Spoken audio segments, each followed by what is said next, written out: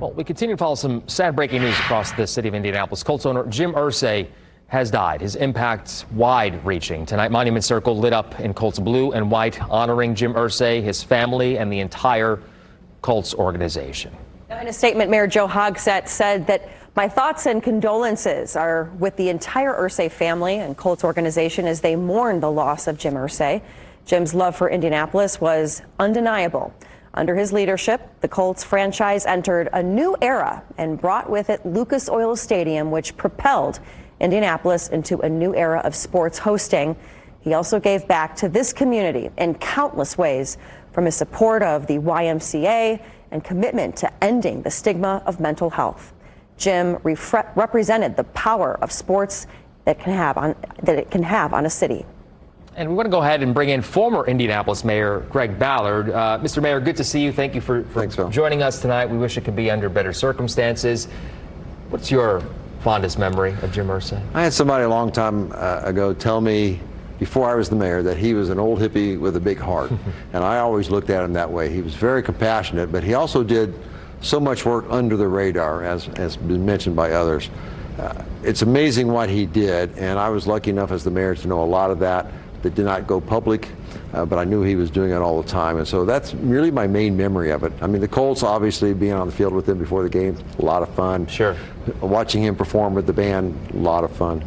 So there's a lot to the man. He really represented the Colts really well, and we were lucky to have him. You had a lot of conversations with him, I would imagine, over the years. You were in office from 2008 to 2016 during kind of the Colts heyday, the building of Lucas Oil Stadium. You cut the ribbon, the Super Bowl that was held here in Indianapolis. How were those conversations, and do you remember those times fondly?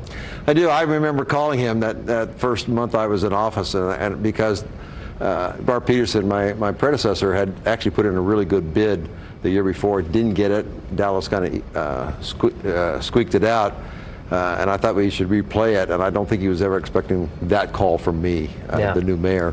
But I did call him, and I said I'd like to go back to that and do it again, and he was all on board at that point. And I do think he was the secret sauce, the under the radar, got it done with the owners. He was well respected, handled very difficult committee assignments within the NFL, and I think the other owners respected him so much, and I think that was a big part of why we got the Super Bowl.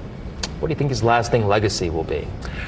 I think having a good, consistent team that got to the Super Bowl a few times, won it obviously, and he ran a good organization. You don't see a lot of people leave the Colts organization, and that's really the sign of something that's being well run. So, and I like the fact that he's brought his daughters up into the business, and I hope that all continues.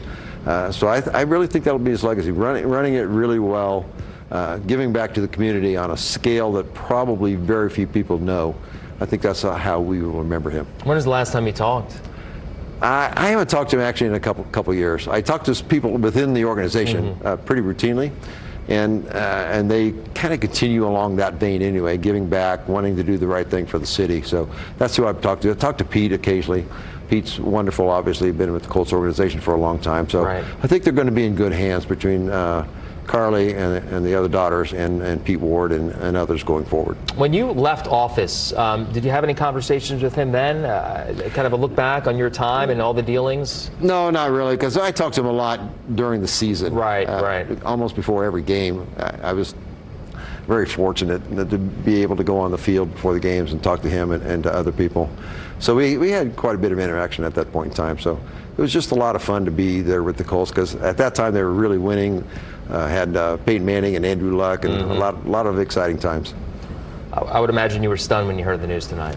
I was. I was at an event in Speedway, actually, and when it came across, it shook me up a little bit, actually, because he's been so good for so long, and just the way I think, and I'm sure others think the same way. He was so good to so many people that the public didn't even know about, and that's what I will carry with me.